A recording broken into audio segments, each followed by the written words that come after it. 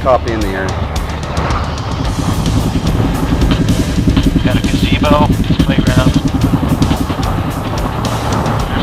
There's Marston's truck right there. Another survivor walking down the stairs. Yep. That's just a description. Blue jeans, blue shirt, suspenders, ball cap. We've got a good visual on him.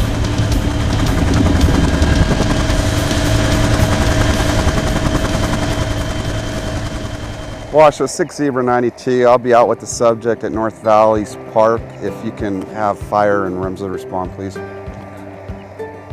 You okay? Yep. You're not injured? Nope. Well, we got to get you back home. Okay. I'm going to have the fire department come in and check you out, okay? Let's go back and get you out of the heat. Sit in my patrol car.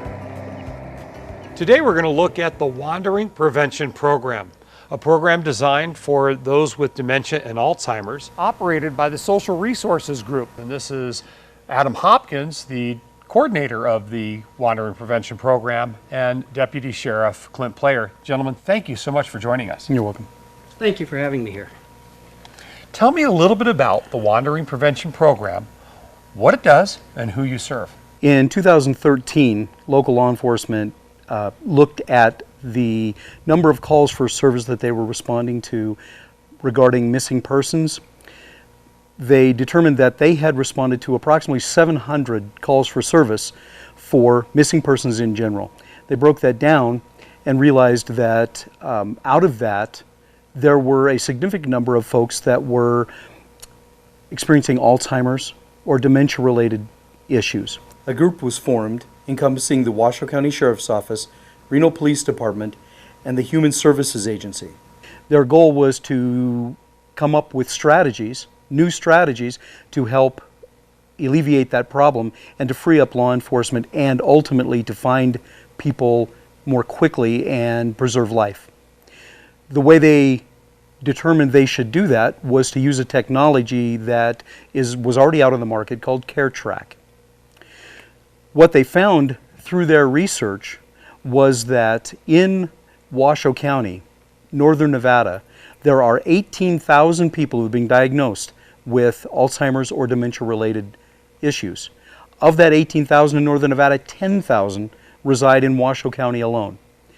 What's more disturbing is that out of those 10,000, 7 out of 10 are going to wander from their caregivers.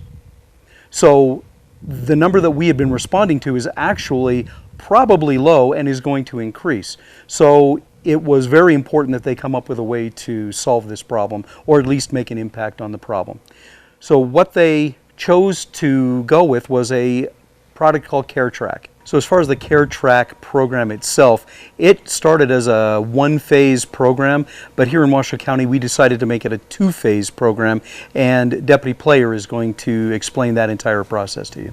We realized that any first responder responding to a call had no resources to give the families that had somebody that had walked away from their home. So instead of just saying, I don't know what to do, it's a medical issue and not a law enforcement issue, we decided, well, let's give them resources. And that was the first phase. So with the partnerships and sponsors of the Washoe County Sheriff's Office, Alzheimer's Association of Northern Nevada, Washoe County Social Services, Reno Police and Sparks Police, and St. Mary's Hospital, we came up with these resource kits. Every patrol car in Reno, Sparks, and Washoe County will have these in their cars. So this time, when we go out to a call that is related to dementia or Alzheimer's, we now have something to give the families to help them get connected with the resources they need. Inside the bag we have a resource disc, which is good on the computer and a DVD player, and this will provide all the different resources locally in our community. Along with the disc we have several different flyers and pamphlets to help the families actually know exactly what services would be best to provide for them. Along with the resource pamphlets we have the CareTrac flyer. The CareTrac flyer advertises exactly what the equipment is that we are using. We'll talk about that. That's the second phase of the program. But this way it helps get them connected and familiar with the equipment that we do use. Also in the bag we have some simple solutions that the family members may use which might help prevent the family members from wandering. We've got the child lock doorknob that will help protect them from accessing the door outside. We've got an alarm system with the batteries, and it just applies by tape that they can apply on the door. It sends an audible alarm. We've got a screwdriver to help install, and a chain lock that they can apply up high. We also have a home alarm system that's available to the clients free of charge, which will access all the entry and exit points of the home, including windows. This is the heart of the Phase 2 portion of our program the Deputy Player was talking about. It is a radio frequency transmitter. Now, it's not GPS. GPS is more expensive, it's less accurate, it requires charging on a daily basis. This radio frequency is fitted with a battery on the back that lasts up to 2 months. On the front there is a radio frequency printed. Each of these is programmed with that radio frequency. We can input that into our tracking device and help find the folks that have wandered. So I am called to a home where someone has the need for this device. While I'm there, I talk to the person about the best place to have this installed or for them to wear it. We offer several selection of bands. This one is one of the cloth bands. We have a lighter plastic band, and we have a very heavy-duty plastic band with metal infused throughout that attaches with a metal screw. The problem with some of these bands, as opposed to the heavier band, is that they can be broken or cut. So we have to choose the band that's best for the individual. So once I have determined that, I take the transmitter, I apply the battery onto the back, and I place it into this plastic case that has a back that screws on. On that is a rubber gasket that tightens down, and it keeps the device water resistant. I won't say waterproof, but I will say water resistant. I tighten that down, and I use a tool to do that normally. And then the band goes through the plastic watch case and around the person's ankle or wrist. And at that point, all they do is forget about it. They go about their daily lives. They don't have to worry about whether they take a shower, whether they cover it up with clothing. It works through all of that. So while I'm there on scene, I also take the opportunity to talk to the family about resources and programs that they might want to put their loved one in or might be helpful to them. I also take that opportunity to take a lot of information, get a lot of information from the family members. Once I gather all this information, I place it all in a web application that we've had developed here locally. That's different than the other systems that are used around the country. Ours is unique to Washoe County. We ask questions about personal identifiers. We take a picture of the person. We take a picture of the transmitter. We ask information about emergency contacts, doctors, medications, habits, characteristics. We also ask the family, has your family member wandered before? If so, where did they wander to? Where were they located? Where did they previously work? So, because many of these people end up going back to places that are familiar to them. So we want to know where they used to live. We might want to know where they used to work because they may want to go back there because they feel comfortable there. We take all of that information, put it in that application that can be accessed from a desktop computer, but more importantly, it can be accessed by the officer on the scene so that he can immediately pull up all of that information and have it at his fingertips. What else is very unique about this app is that that officer or dispatch can press a button on the app that activates that particular client.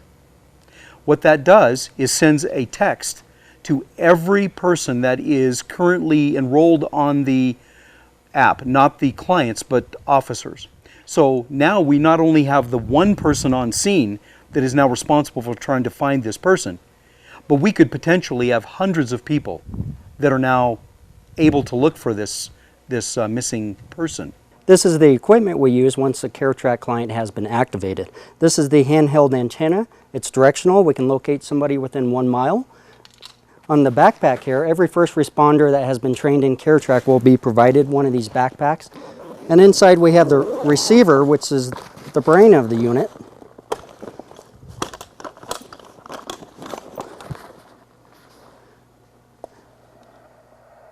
And this is what we use to actually locate.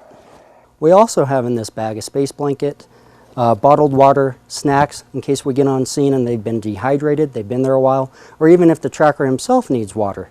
So we try to provide everything we can for both the safety of the searcher and the victim themselves. With this equipment, we can go up in the helicopter, we can locate the subject within 5 miles. Another great thing about this is we have an average find time of 20 minutes, less than 20 minutes, national average. If somebody watching right now knows somebody that would benefit from one of these tracking devices, what's the cost? That's the beauty of this program, Mitch. As it stands right now, it is absolutely free to the user. So folks that have family members that need this product, it costs them nothing. The sustainability of this program is paramount. We're talking about, protecting people in our society that are really in need of our care as a community. So I really urge people and businesses and individuals and philanthropists to really support the continuation of this program. It's really a vital part of our community and amazing program. Really, if you have somebody or they have someone who is in need of this service right now, right today, I want them to call me. I'm going to give you my phone number. It's 775-378-9754. Don't wait another minute. Call me. I carry the phone with me all the time. I'll set up a time where I can come out and sign up your loved one. On behalf of our entire community, I want to thank both of you and your entire group for what you do and give to these individuals. Thank you so much. It's an honor. Thank you. And on behalf of the Wandering Prevention Program, I would really like to say thank you for helping us with this. It is truly a privilege, so thank you.